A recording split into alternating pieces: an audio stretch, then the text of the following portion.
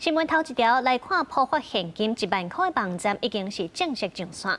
行政院表示，民众通透过5种方式来领钱，对11月初5开放网络登记，包括通用 ATM 领去邮局领，若是特定的偏向，会透过登记注册等等，上紧伫咧11月12就通领到钱。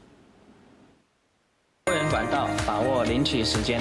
总统府23案公告普发现金1万块，行政院是开记者会宣布领的办法。根据公告，领的对象包括国内现有户籍的国民，抑个摕到永久居留证的外国人，伊若无户籍的国民，抑个摕到95外籍配偶，只要有居留许可证就会使领。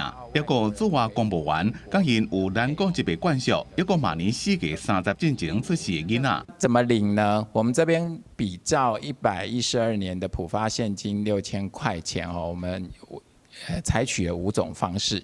首先，第一种方式是登记入账。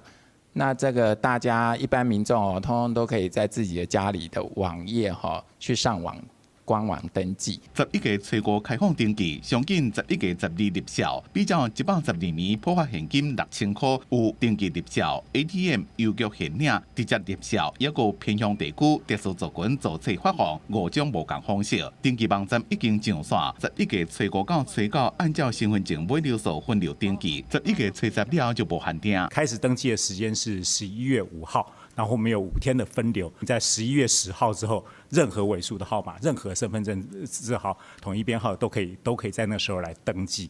这边16家金融机构，总共有8家公股行库，然后有7家民营银行，还有1家是中华邮政。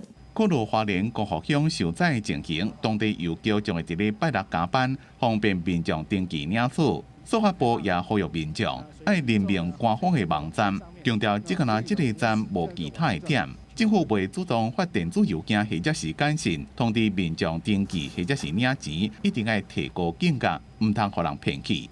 记者综合报道。